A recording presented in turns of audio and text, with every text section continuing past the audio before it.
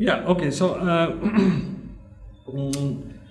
what I was playing there is sounds like little Spanishy or maybe a little bit of a Latin American kind of thing.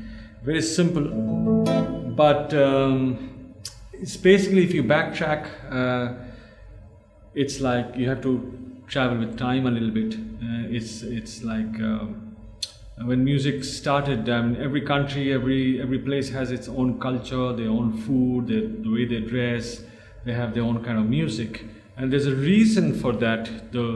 Because the way they are, or even the way the nature, the way the seasons are, the way nature is over there, the way the sun looks there, it all affects music, because life is about music is about life, and it comes directly from life, the way I see it. So, and even the migration, the traveling of people from this country to that country, and they take their culture with them to that place, and then they merge, and there's a birth of the third culture, which is most of the time beautiful. And so what I was kind of playing is kind of a Spanish type thing, very simple.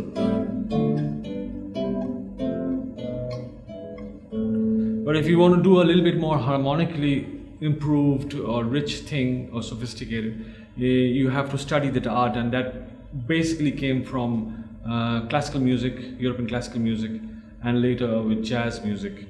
European classical music in the old days, it used to be basically trying to deliver the composer's, what the composer wrote. But jazz later became more focused on how to interpret the composition. So they started improvising and stuff like that. So if the melody was, he could play harmonically, he could play.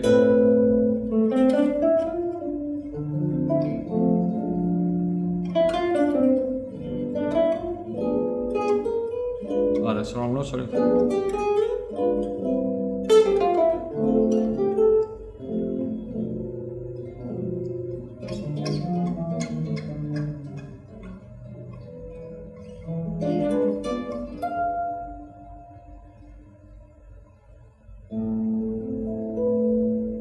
So that's slightly more sophisticated and complex harmonically, and the jazz guys really cracked it in the 40s and the 50s. But then parallelly, they were also influenced by the jazz, by the blues music that was happening, that got into the system also. So I mean, like.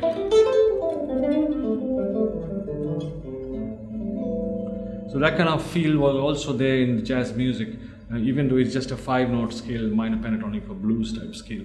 So it was all kind of, not only culturally, but musically also, it was like a hot boiling soup of every influence that was coming from Africa, Latin America, Spain, and stuff like that. Even some people believe that even from India, like for example, Bedouins traveled from here to Hungary, and Spanish music, gypsy music started playing and started happening, and again it got influenced by the local music and became like gypsy music, gypsy jazz. Guys like Django Reinhardt and Stephen Grappelli, they would play that kind of guitar jazz music, but they also had the ragtime kind of feel, like that kind of 4 to the bar kind of feel also. So you could, if you hear the music, you can feel the change in the classical to ragtime to gypsy jazz, and then to New Orleans music, and then modern jazz, bebop, and then avant-garde, and then Miles Davis and John Coltrane and all these guys. Then what happened was it was so complex for normal people. The musicians wanted to simplify music, and they just wanted to write their own songs with some beautiful lyrics, a love song or whatever, and then started simplifying matters for themselves. Like, it's beautiful, but it's not. It doesn't take that much complex harmonic chops to be able to play those there. So the rock was kind of, to my mind, rock kind of started becoming popular because it was firstly it was simple music, and it essentially was playing on the guitar, and guitar as it is a very popular instrument for many millions of features that it has built into it. It's a beautiful instrument. It sounds, you can play chord, you can play very complex stuff. The way the structure, the strings are, the frets are, it allows you to play a lot of things that many instruments can't play. It could be monophonic, like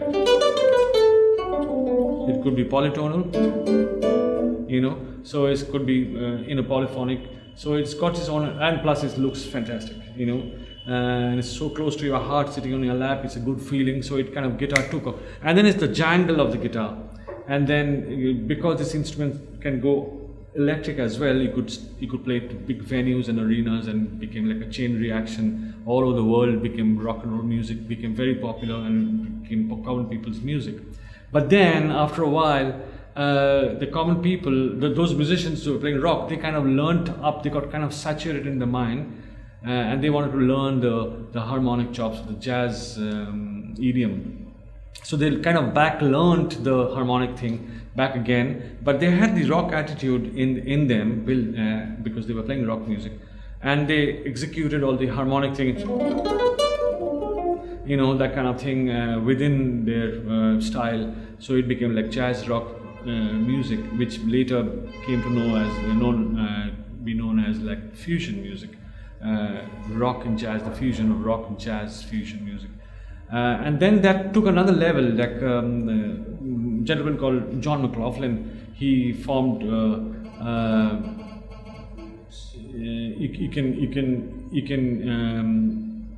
he formed a Mahavishnu Orchestra, where he started using Indian cornucole system, and he's one of the greatest, to my mind, he's one of the greatest ever to cover all sorts of music. He's like to me, he's like an ambassador of the planet that we live in, and if someone sent him to moon, he would be the perfect ambassador to carry a message to that other planet, maybe hopefully merge that music with that.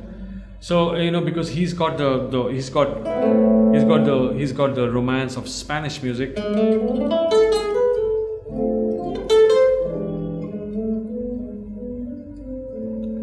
but he also had the Indianism.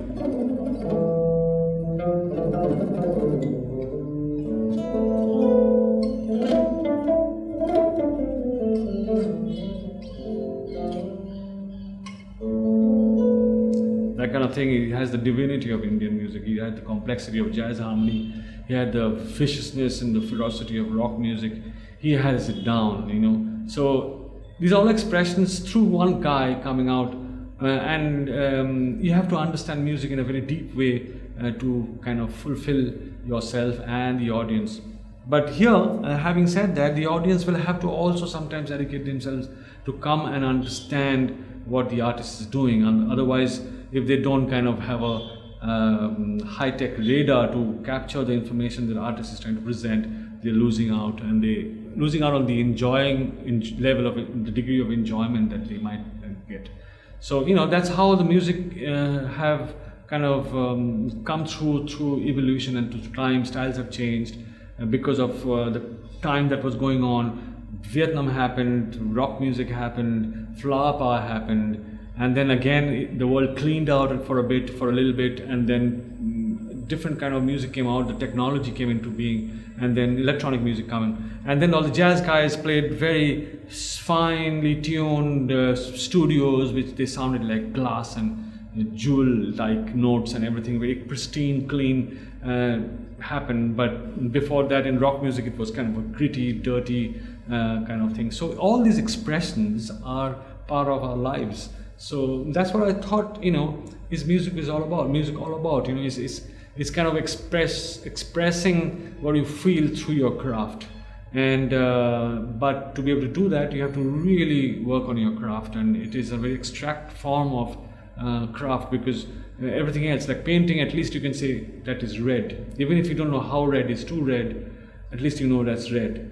But in music, there's no meter. It's abstract. It's music. Is you have to feel it from within. And what we are all trying to do eventually, including myself, is fine-tuning our inner instincts that we are born with, and eventually trying to chase that, immaterial of whether you lose popularity or no one understands. Or I for me personally, I never went after being popular or what people understood and whatever. So I just did my thing and hope for the best.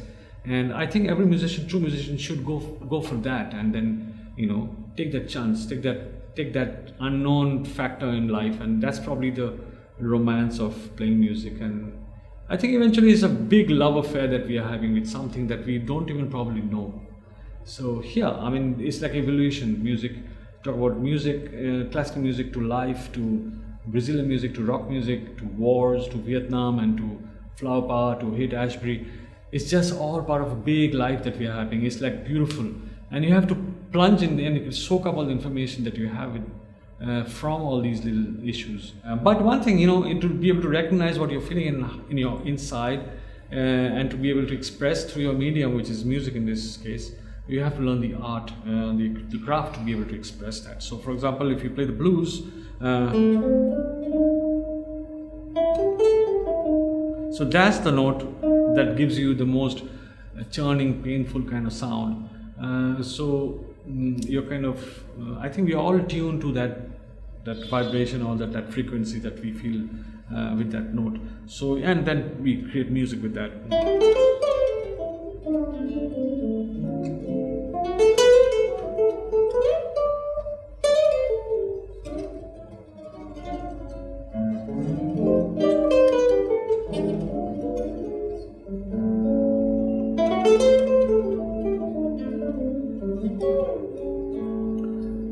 So it's something like that. It's blues, and blues again is like Mississippi blues, Delta blues, rock and roll blues. Blues has influenced all sorts of music. So yeah, it's directly connected with life. And if you are open and receptive enough and see the colors of life, I'm sure you can play good music. Thank you.